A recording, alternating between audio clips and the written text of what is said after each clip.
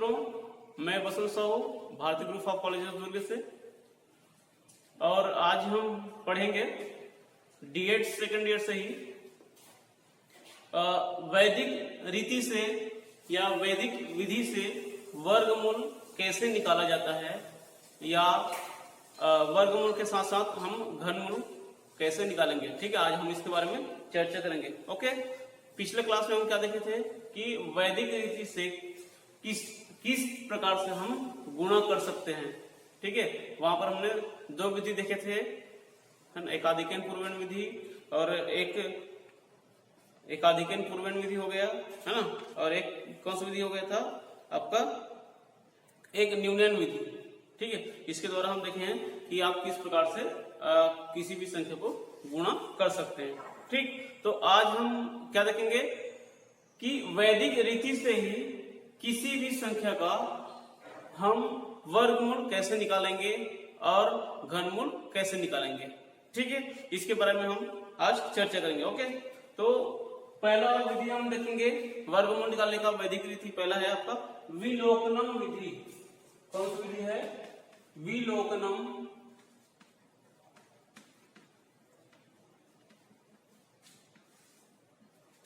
विधि। ठीक है, हमेशा वैदिक रीति का जो नाम है वो संस्कृत शब्द से लिया गया है।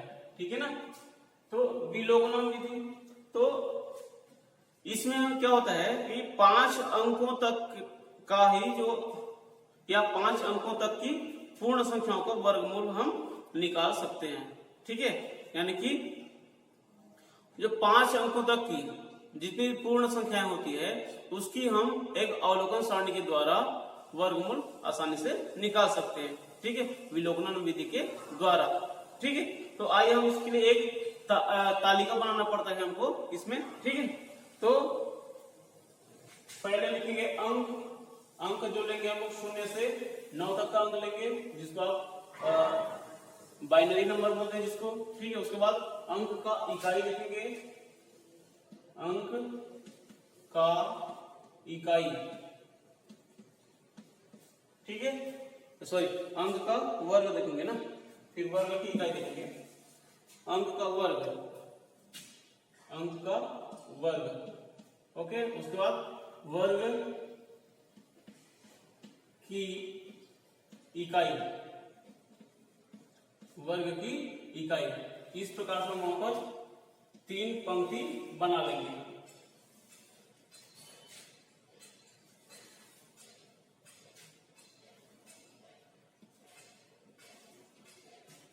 ठीक है, 1 2 3 4 5 6 7 8 9 और ये 10।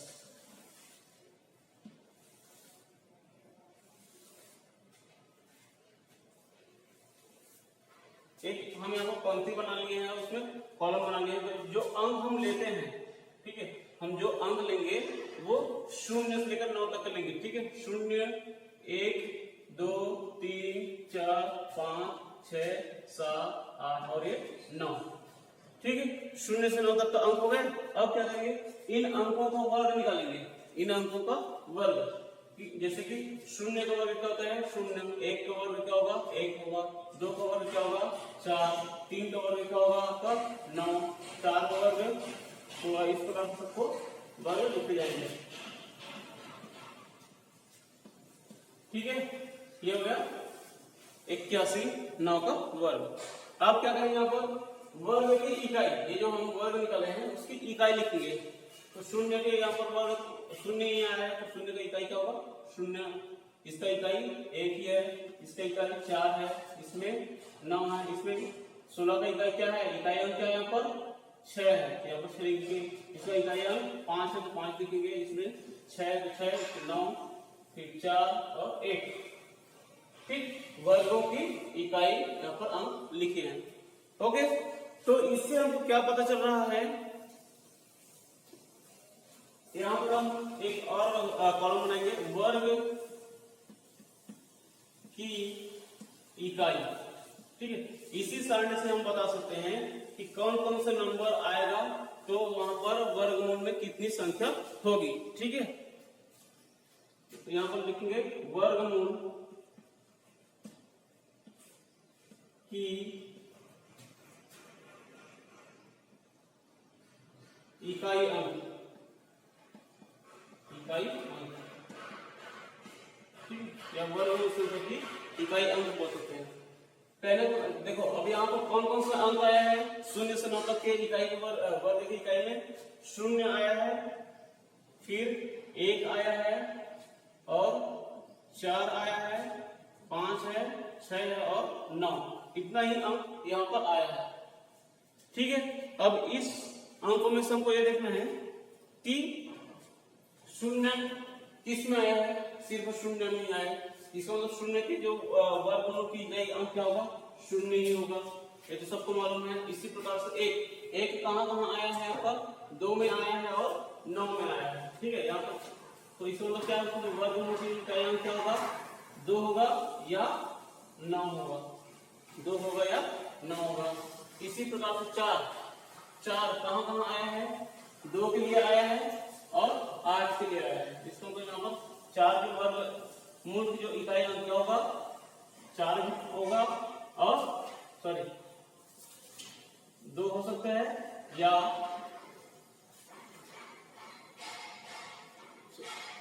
2 हो सकता है या 8 हो सकता है। ठीक है, 2 हो सकता है या 8 हो सकता है। यहाँ पर कहीं मिस्टेक क्या हो गया, 1 के लिए देखिए 1 कहाँ कहाँ आया है, 1 में आया, सॉरी हाँ यहाँ पर 1 में आया।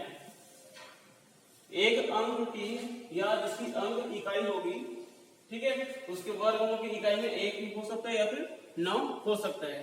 ठीक है, इसी प्रकार से 4 के लिए देखेंगे तो 2 या 8 हो सकते हैं। 5 के लिए देखेंगे, 5 कहाँ कहाँ आया, देखो 5 सिर्फ 5 के लिए ही आया। तो जिस संख्या के वर्ग में 5 होगा उसके वर्गमूल में भी क्या होगा, 5 ही होंगे। ठीक है, क्या होंगे, 5 ही होंगे यहाँ पर। ठीक है, और 6 कहाँ कहाँ आया, देखो 4 के लिए आया है और 6 के लिए आया है, तो इसकी इकाई अंक में 4 हो सकता है या 6 हो सकता है। ठीक, और 9 के लिए भी देखेंगे, 3 के लिए आया है, या तो 3 हो सकता है या 7 हो सकता है। ठीक, या तो 3 हो सकता है या 7 हो सकता है। तो ये एक संक्षिप्त विधि है कि किसी संख्या के वर्ग में, ठीक है, किसी संख्या के वर्ग में इकाई अंक 0 होगा तो उसके वर्गमूल के इकाई में 0 होगा। ठीक है, इसी प्रकार से किसी संख्या के वर्ग के इकाई में 1 है तो उसके वर्गमूल के इकाई में भी 1 होगा या फिर 9 होगा। ठीक, 2 संभावना हो सकते हैं। इसी प्रकार से 4, किसी संख्या के वर्ग में इकाई में 4 है तो उस संख्या के वर्गमूल के इकाई में या 2 हो सकता है या 8 हो सकता है। ठीक है, इसी प्रकार से किसी संख्या के वर्ग में इकाई अंक 5 है तो उसके वर्ग के इकाई अंक 5 ही होंगे। ठीक है, इसके अलावा कोई दूसरा अंक नहीं हो सकता। ओके, इसी प्रकार से 6, यदि संख्या के वर्ग के इकाई अंक 6 है तो उसके वर्गमूल के इकाई अंक या तो 4 होंगे या फिर 6 होंगे, है ना। इसी प्रकार से 9, किसी संख्या के वर्ग के इकाई अंक 9 है, इसका मतलब उसके वर्गमूल के इकाई अंक क्या होगा, या तो 3 होगा या फिर 7 होगा। ठीक है, तो इस प्रकार से हम यहाँ पर देख सकते हैं। और इसमें एक चीज और होता है कि वर्ग संख्या में इकाई की और जितने जोड़े बनेंगे वर्गमूल की संख्या उतने ही होंगे। ठीक है, मतलब हम जो संख्या लेते हैं, जिस संख्या का हमको वर्गमूल निकालना होता है, यदि हम उसके वर्गमूल का जोड़ी बनाते हैं तो जितने जोड़ी बनेंगे उसके वर्गमूल के अंक उतने ही होंगे। ठीक है, जैसे कि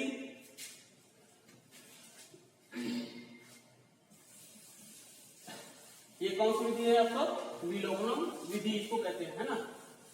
हम एक उदाहरण यहां पर देखेंगे। मान लो मुझे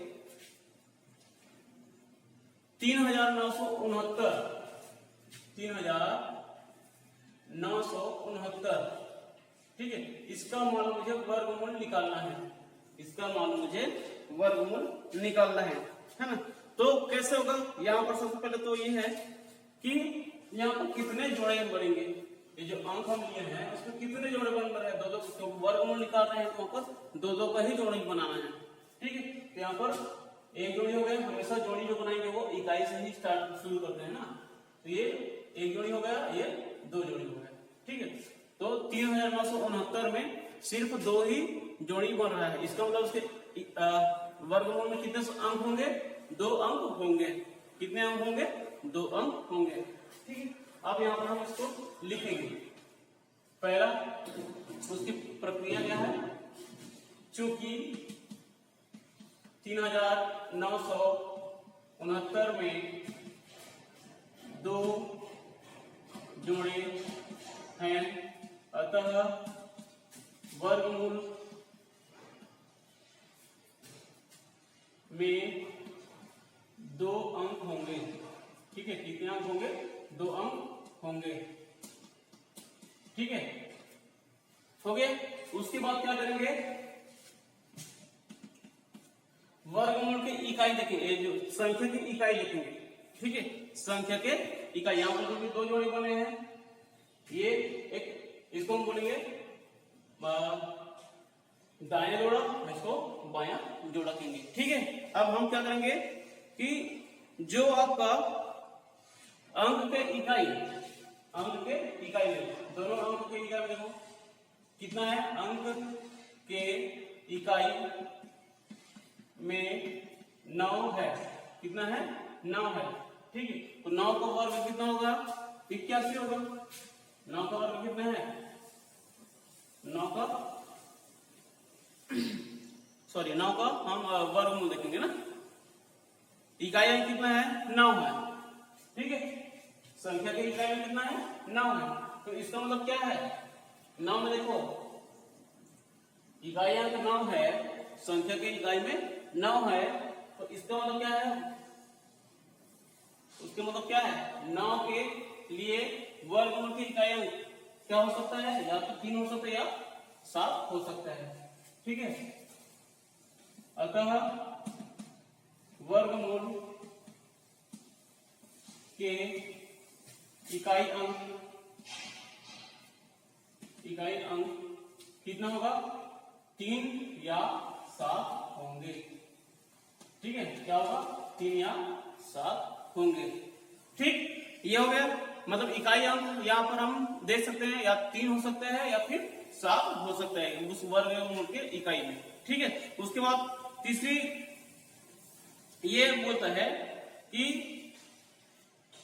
जो बायां अंक लेंगे, क्या लेंगे, बायां अंक में, बायां जोड़े में आपको क्या है, 39 है।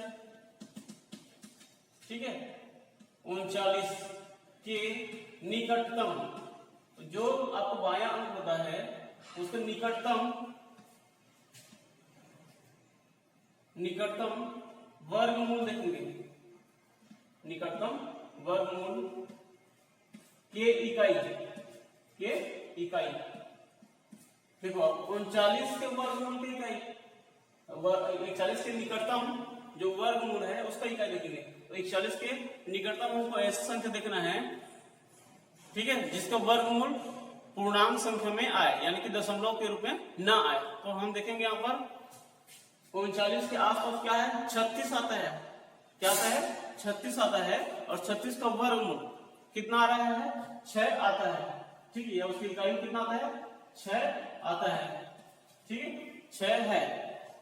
ओके, इसका मतलब क्या है, अतः वर्गमूल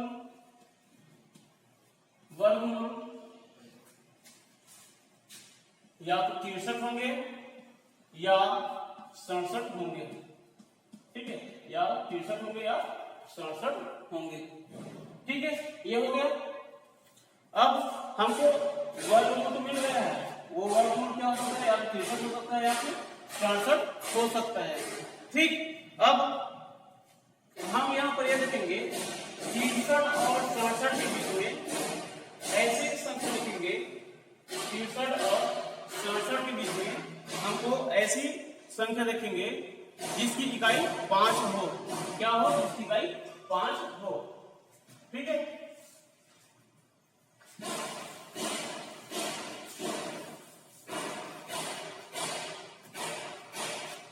चौथा 63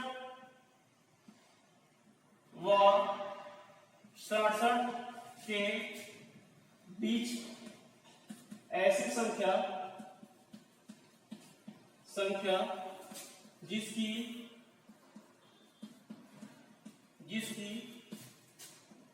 इकाई अंक 5 है। ठीक है। क्या होगा? 65 होगा। क्या होगा?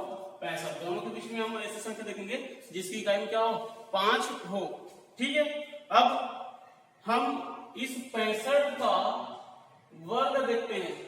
किस विधि से देखेंगे 65 का वर्ग? जिसको हम पिछले क्लास में पढ़ चुके हैं, एक काधिकन पूर्वेण विधि से। ठीक है। 65 का वर्ग हम निकाल चुके हैं पिछले क्लास में। एकाधिकन विधि से कितना होता है? 42 25 होता है। 42 25 होता है। ठीक है। 65 के वर्गमूल 42 25 होता है। ठीक है। अब हमको यहाँ पर यह देखना पड़ेगा कि ये जो 4225 आया है, अतः या इसको बोल सकते हैं चूंकि 4225 बड़ा है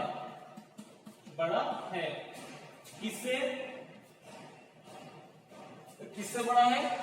3969 से। किससे बड़ा है? 3969 से बड़ा है। ठीक है। यानी 4225 इज ग्रेटर देन 3969। ठीक। इसका मतलब क्योंकि ये बड़ा है, क्योंकि ये जो अंक क्या है? बड़ा है, तो यहां पर बड़े अंक क्या होगा? 63 और 67 दोनों में बड़ा क्या है?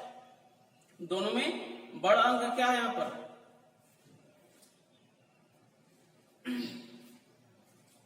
या हम ये बोल सकते हैं बड़ा अंक 67 है, तो 67 यहां पर इसका वर्गमूल नहीं आ सकता।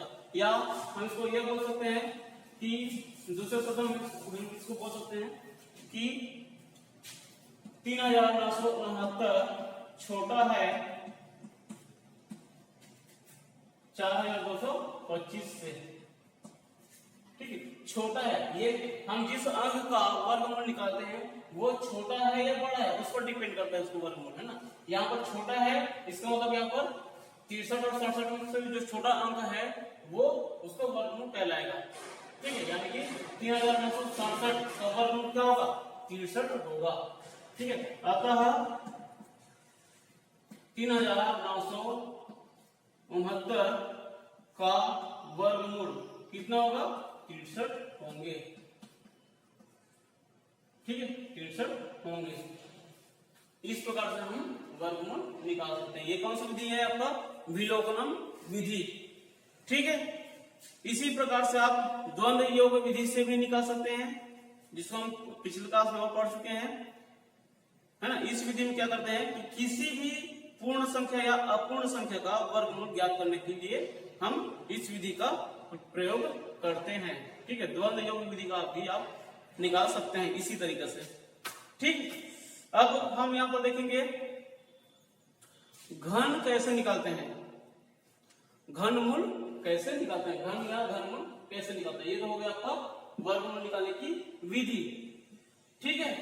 तो इस विधि में एक बार बता देता हूं कि आपको जो भी अंक दिया जाता है, आपको जो भी अंक दिया गया है उस अंक में आपको दो की जोड़ी बनाना है। ठीक है। और वह जोड़ी बनाना हम इकाई से शुरू करते हैं। ठीक है। तो यहाँ पर हम 2 जोड़ी बन रहा है। यहाँ पर कितना जोड़ी बन रहा है? 2 जोड़ी बन रहा है, क्योंकि यहाँ पर सिर्फ 2 ही जोड़े बनते हैं। इसका मतलब इसके वर्गमूल में कितने अंक होंगे? सिर्फ 2 ही अंक होंगे। जितना जोड़ी बनता है उतना ही वहां पर अंक होता है। ठीक। 2 जोड़ी बन रहा है, इसका मतलब यहाँ पर सिर्फ 2 ही अंक होंगे उसके वर्गमूल में। ठीक है। अब क्या करेंगे? जो संख्या को दिया गया है उस संख्या के इकाई देखेंगे, इकाई अंक। यहाँ पर कितना इकाई है? 9 है। इकाई अंक कितना है? 9 है। तो हम देख चुके हैं कि 9 जिस संख्या के इकाई अंक 9 है ना, उसके वर्गमूल के इकाई अंक क्या होगा? या तो 3 होगा या 7 होंगे। ठीक है, या तो 3 होंगे या 7 होंगे। ओके, उसके बाद हम देखेंगे दूसरे जोड़े में आ जाते हैं। दूसरे जोड़े में आ जाएंगे। दूसरे जोड़े कितना है? 39 है। तो 39 के निकटतम हमको ऐसे अंक देखना है जिसके वर्गमूल के इकाई में 6 हो, जिसके वर्गमूल के इकाई में 6 हो। ठीक है, तो 39 के निकटतम अंक कौन सा है? आपका 36 है। 39 के निकटतम वर्गमूल संख्या कितना है? 36 है। तो 36 के इकाई अंक क्या है? 6 होगा। क्या होगा? 6 होगा। अतः वर्गमूल के अंक, वर्गमूल क्या हो सकता है? या 63 होगा या 67 होगा। ठीक, क्योंकि हमको इकाई अंक मालूम है ना, या तो 3 हो सकता है इकाई में, या फिर 7 हो सकता है। ठीक, और हमको इसके निकटतम वर्गमूल की इकाई भी मिल गया, कितना? 6 है। ठीक, मतलब दहाई में क्या होगा? आपका 6 होंगे। दहाई में कितने होंगे? अंक 6 होंगे। ठीक है, इस प्रकार से हम देख सकते हैं या तो वर्गमूल 63 होंगे या 67 होंगे। ठीक, या तो 63 होंगे या 67 होंगे। अब इसके लिए हम ये देखेंगे कि 63 और 67 के बीच में हमको एक ऐसी अंक देखना है जिसके इकाई में 5 हो, जिसके इकाई में 5 हो। 5 को लिए हैं क्योंकि 63 से 67 के बीच कितने अंक आते हैं? 5 अंक आते हैं। 63, 64, 65, 66, 67 5 अंक आ रहे हैं। इसलिए हमको एक ऐसी संख्या देखना है जिसकी इकाई में 5 हो। तो 63 और 67 के बीच में 65 होती है, जिसकी इकाई अंक क्या होगा? 5 होगा। ठीक, अब 65 के वर्ग हम निकालेंगे एकाधिकन पूर्वण विधि से। तो 65 का वर्ग क्या होता है? 4225 होता है। 4225 होता है। तो 4225 जो है 3969 से बड़ा है, या हम यूं बोल सकते हैं कि 3969 जो है छोटा है किससे? 4225 से। ठीक, क्योंकि ये छोटा है, इसका मतलब यहाँ पर जो 2 ऑप्शन हमको मिला था उसमें छोटा अंक ही इसका वर्गमूल कहलाएगा। ठीक, अगर ये बड़ा होता तो यहाँ पर वर्गमूल बड़े अंक होगा। ठीक है, क्योंकि यहाँ पर छोटे अंक क्या है? 63 है। इसका मतलब 3969 का वर्गमूल कितना होगा? 63 होगा। ठीक, इस तरह से आप वर्गमूल निकाल सकते हैं किसी भी पूर्ण संख्या का। देखेंगे घनमूल कैसे निकाला जाता है। घनमूल कैसे निकाला जाता है?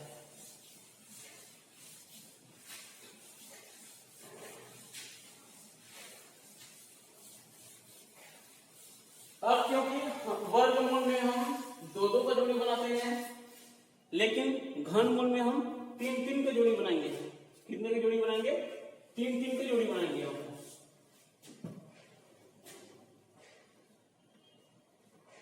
ये हो गया घनमूल। ठीक है, तो अब घनमूल निकालने के लिए हम जिस विधि का प्रयोग करते हैं, वो एक उपसूत्र है।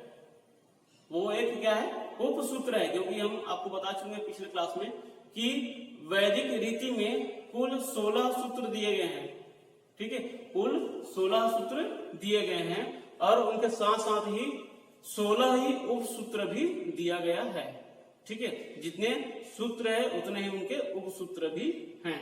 ठीक है, तो घनमूल निकालने के लिए हम उपसूत्र का उपयोग करते हैं जिसका नाम है अनुरूपेण।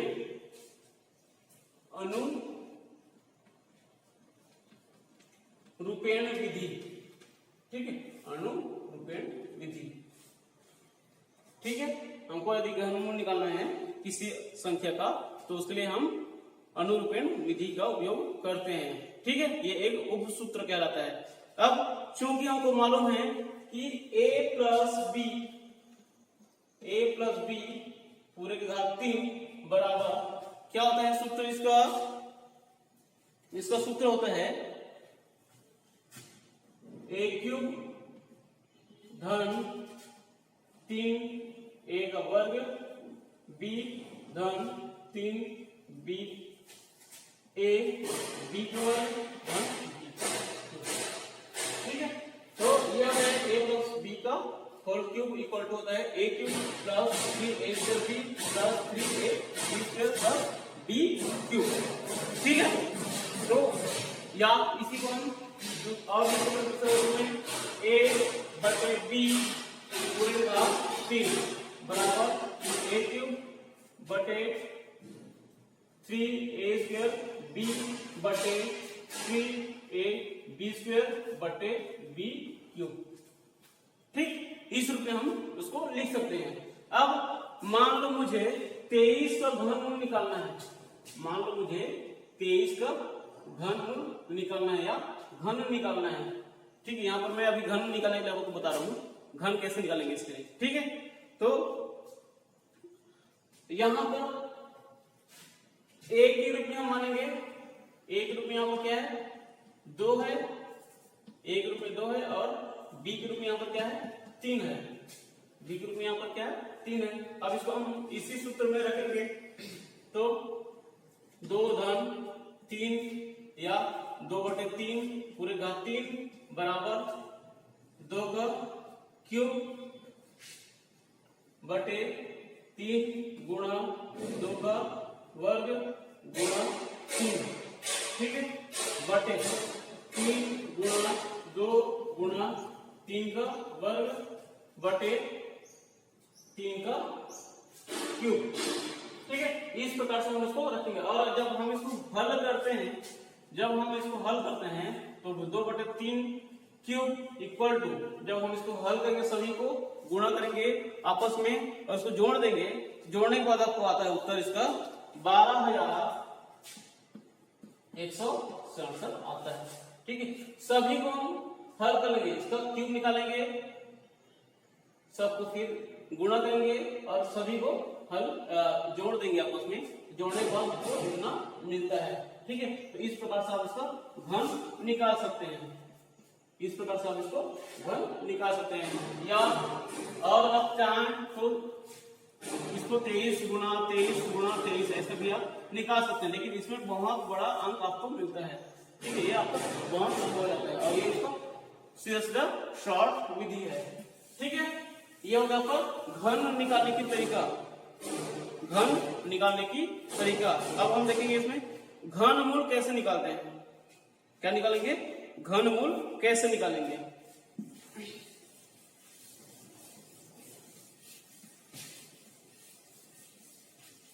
ठीक है, अब घनमूल निकालने के लिए हमको यहाँ पर एक और सारणी बनाना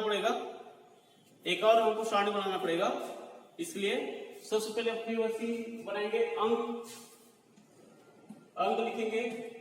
ठीक है, फिर अंक का घन निकालेंगे यानी कि संख्या का क्यूब निकालेंगे।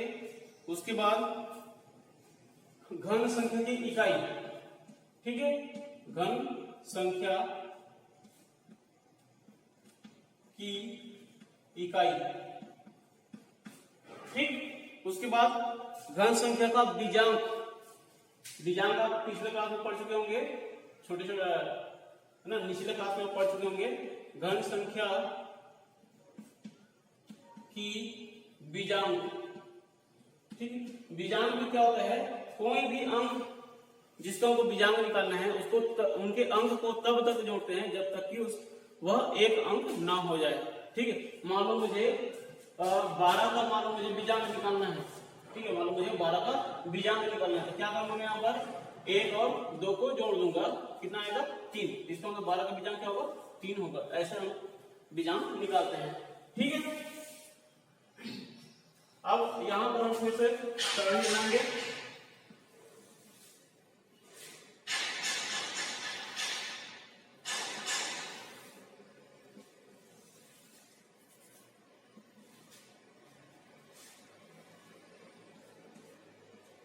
अंक हम फिर सूत्र ही लेंगे 0 से लेकर 9 तक का। 0 1 2 3 4 5 6 7 8 9। ठीक है, ये 9 तक का हम यहाँ पर भी अंक लेंगे।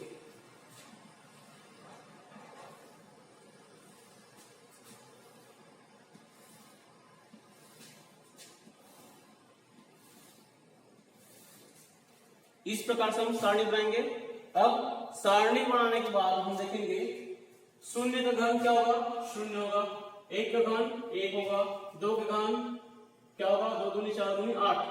ठीक है, और 3 का घन क्या होगा आपका 27, 4 का घन 64, 5 का घन क्या होगा 75 होगा। ठीक है, 5 पंचे 25, 25 पंचे सॉरी 125 हो जाएगा यहाँ पर, 125 हो जाएगा। 6 का घन क्या हो जाएगा आपका 216, 216। इसका 7 का घन क्या हो जाएगा आपका 343। 8 का घन कितना होगा 512, 512। और 9 का घन क्या हो जाएगा आपका 729, 729 हो गया। अब क्या देखेंगे, घन संख्या के इकाई अंक देखेंगे। घन संख्या के इकाई अंक, एक घन संख्या होगा आपका, उसका इकाई अंक देखेंगे 0 1 8 7 4 5 6 3 2 और 9 हो गया। अब घन संख्या की बीजांक, घन संख्या की बीजांक, अब इन सबका हम बीजांक निकालेंगे। ठीक है, एक मैं आपको बता देता हूँ, जैसे कि मुझे 216 का बीजांक निकालना है तो क्या निकालूंगा 2 धन 1 धन 6, जितने यहाँ पर अंक होते हैं उसको आपस में जोड़ देते हैं तो कितना होगा 2 6 हो गया, 6 और 1 7, 7 2 9। तो इसको बीजांक कितना होगा 9 होगा। इस प्रकार का हम इसको निकाल लेंगे। ठीक है, इसी तरह से मान लो 729 का मुझे बीजांक निकालना है तो कैसे निकालूंगा 7 धन 2 धन 9, 7 धन 2 धन 9। ठीक है, तो 7 और 9 कितना होगा आपका 16, 16 और 2 18। ठीक है, अब 18 का फिर से हम बीजांक निकालेंगे 1 धन 8। ठीक है, 9, इसका भी बीजांक कितना आ रहा है 9 आ रहा है। ठीक है, इस प्रकार से हम बीजांक निकालते हैं। तो देखेंगे सभी का बीजांक कैसे आता है आपका। शून्य का बीजांक नहीं निकाल सकते, 1 का बीजांक 1 होता है, 808 है ना, और 27 का कितना होगा 9 होगा, इसका 1 होगा, इसमें कितना जाएगा 5 2 7, 7 और 1 8। ठीक है, यहाँ पर कितना जाएगा 9 हो जाएगा, इसका कितना हो जाएगा 1 हो जाएगा, इसमें 8 हो जाएगा, इसमें 9 हो जाएगा। ठीक है, इसका मतलब देखो सारणी में हमको यह पता चल रहा है कि किसी भी संख्या का जो बीजांक है, किसी भी संख्या का बीजांक 1 हो सकता है, 8 हो सकता है और 9 हो सकता है, ये 3 ही अंक हो सकता है। ठीक है, किसी भी संख्या का मतलब जिसका जो पूर्ण घन हो। ठीक है, पूर्ण घन संख्या का बीजांक हमेशा 1 8 और 9 ही होता है। ठीक है, जिसका बीजांक 1 8 और 9 नहीं है वो पूर्ण घन संख्या नहीं कहलाएगा, वो पूर्ण घन संख्या नहीं हो सकता है। ठीक है, तो एक चीज आपको याद हो गया कि किसी पूर्ण संख्या का, किसी पूर्ण घन संख्या का बीजांक 1 8 और 9 ही होता है। ठीक, अब इस तरह से हम देखेंगे यहाँ पर, मान लो अब मुझे एक हम उदाहरण ले रहे हैं यहाँ पर 94,1192, 94,1192 को मुझे घनमूल निकालना है। ये वर्गमूल का सिंबल है, ये घनमूल। ठीक, घनमूल का यहाँ पर 3 लिख देंगे। ठीक है, अब इसका मुझे घनमूल निकालना है। अब क्योंकि घनमूल में हमको 3 का जोड़ी बनाना होता है, घनमूल में 3 का जोड़ी बनाएंगे तो इकाई के से देखेंगे हम उसको, एक जोड़ी बन गया और ये 2 जोड़ी बन गया। ठीक हो गया, इसका मतलब यहाँ पर भी क्या हो रहा है, सिर्फ 2 ही जोड़े बन रहे हैं। इसका मतलब इसके जो घनमूल क्या होगा 2 ही होगा। ठीक है, घनमूल के अंक क्या होगा 2 अंक होंगे। ठीक है, यहाँ लिखेंगे घनमूल में 2 अंक होंगे। कितने होंगे 2 अंक होंगे।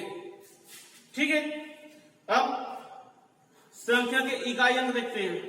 संख्या के इकाई अंक, अब इस संख्या के इकाई देखो कितना है, 2 है। कितना आ रहा है, 2 है। तो 2 का घन कितना होगा, 2 दूनी 4 दूनी 8 है। 2 का घन कितना है, 8 है। इसका मतलब इसके घनमूल के इकाई क्या होगा, घनमूल के इकाई क्या होगा, 8 होंगे। ठीक है, घनमूल का इकाई अंक क्या होंगे, 8 होंगे। ठीक, अब उसके बाद देखेंगे दूसरे समूह में आ जाएंगे। दूसरे समूह क्या है, 941। 941 के आसपास हमको एक ऐसी संख्या देखना है जिसके, या हम ये बोल सकते हैं इसमें 941 के पहले अंक, यहाँ पर क्या है, 9 है। तो 9 का घनमूल देखेंगे, 9 का घनमूल, तो 9 का घनमूल कितना हो जाएगा आपका, 729 होगा। कितना होगा, 729 होगा। अब हमको ये देखना है, 9 हो गया। अब 9 से एक अंक और ज्यादा देखेंगे, 10 है ना। 10 का घनमूल जानते हो कितना होता है, 1000 होता है। कितना होता है, 1000 होता है। अब हमको ये देखना है यहाँ पर कि जो हम अंक ले रहे हैं, ठीक है, जो दूसरे अंक है 941 जो है वो कैसे है, 941 है वो 729 से बड़ा है, 729 से बड़ा है, लेकिन 1000 से छोटा है, 1000 से छोटा है। इसका मतलब क्या होगा, घनमूल के दहाई में कितना, कौन सा अंक होंगे, 9 अंक होंगे। कौन सा अंक होंगे, 9 अंक होंगे। ठीक है, यहाँ पर इकाई अंक 8 है। ठीक है, अब कहा यहाँ पर लिखेंगे दहाई अंक, क्या होगा, दहाई अंक 9 होंगे। ठीक है, इस प्रकार से हम घनमूल निकाल सकते हैं। 94,1192 का घनमूल कितना हो गया आपका, दहाई अंक 9 है, इकाई अंक 8 है, तो 98 होंगे। ठीक है, इसका घनमूल कितना होगा, 98 होगा। ठीक है, यही आपका उत्तर है। ठीक, तो इस प्रकार से आप वैदिक रीति से किसी भी बड़ी से बड़ी संख्या का आप आसानी से कम समय में और सरल ढंग से आप वर्गमूल और घनमूल निकाल सकते हैं। ठीक है, ओके, थैंक यू।